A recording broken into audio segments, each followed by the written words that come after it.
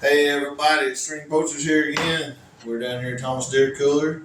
I want to show y'all today how to properly debone deer ham, rear deer ham, and tell you the parts inside there like it was a cow. And so we'll get this thing started.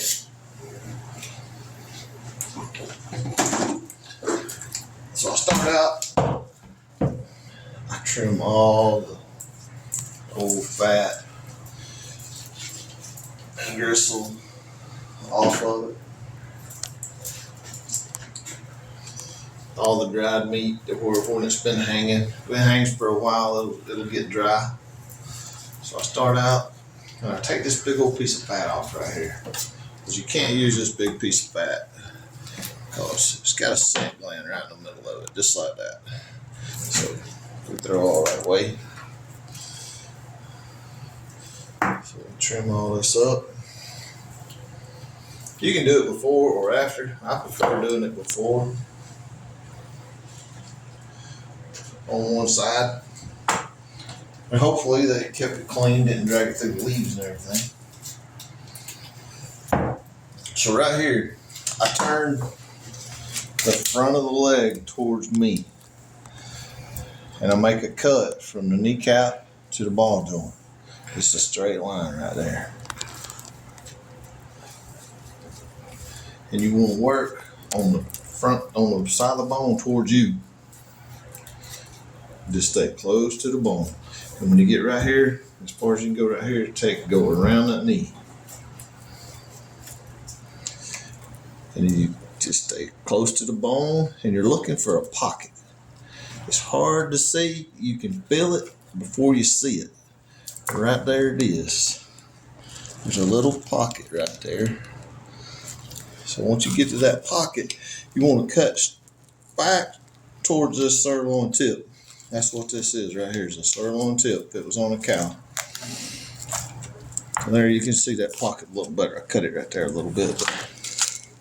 So just peel that sirloin tip off of that piece of meat. We're going to slide that out of the way, and we're going to take care of business on the sirloin tip.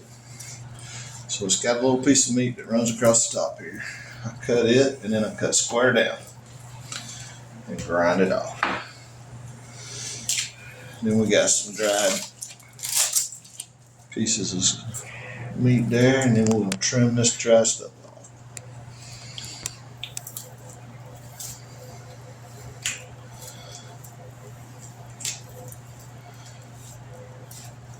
Now this sirloin tip has a few different muscles that run through here.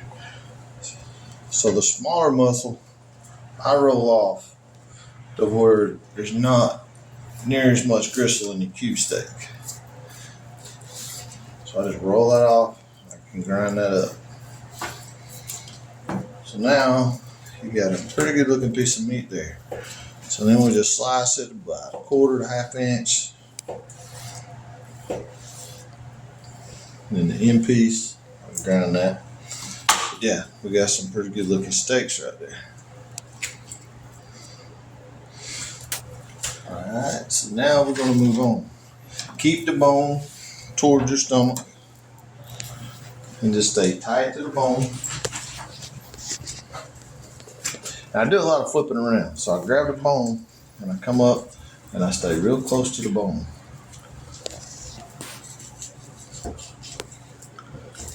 And I come down just in front of that tendon right there and cut it off.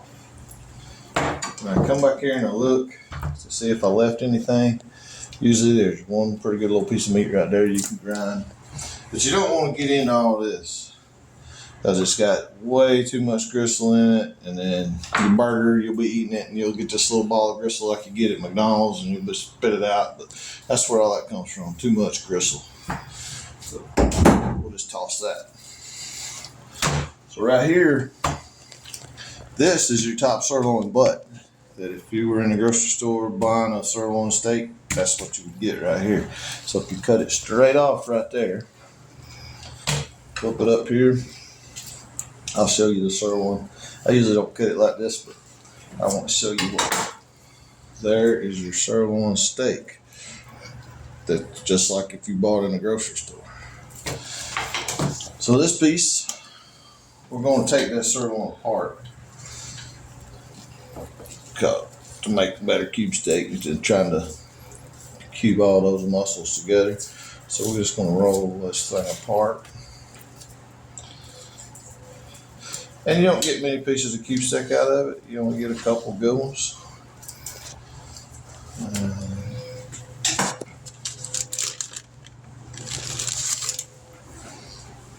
And the rest of it, we'll just pull some of the fat off of it here.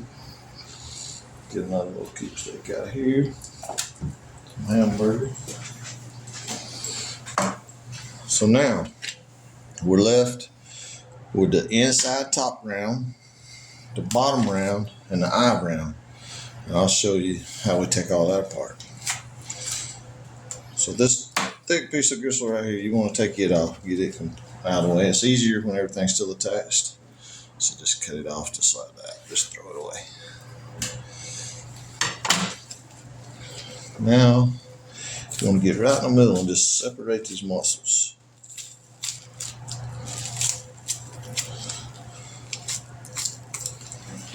So this little piece right here, it's got a good bit of gristle in it. It would be too much to try to chew on as a steak, so we'll grind that up.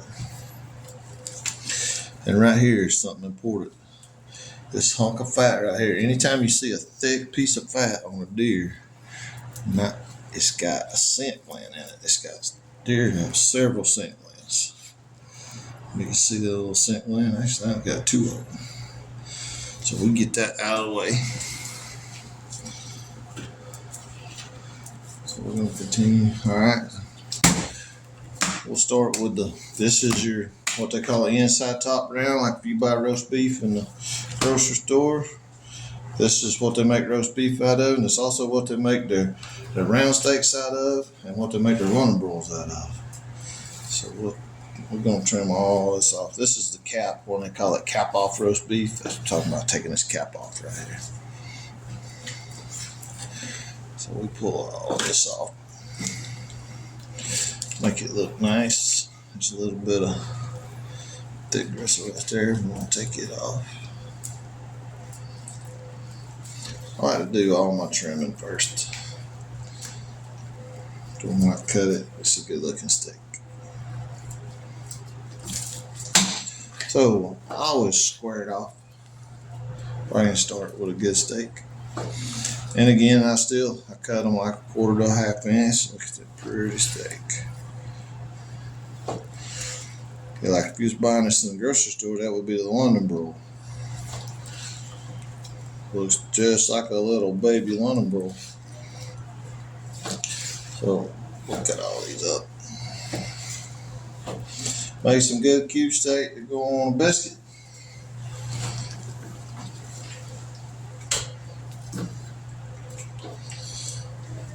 So now we're left with the bottom round roast, which a lot of people call it pot roast, and the eye round. And they use the eye round to make stew meat with it. They make eye round steaks, breakfast steaks. They got all kind of crazy names out there.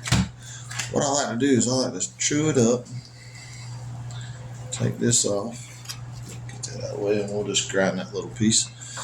Then I will skin the bottom of it, just like if I was filleting a fish. And you should be left with a little thin piece of meat, and you just take all that off in one motion. But there's always a little bit left behind.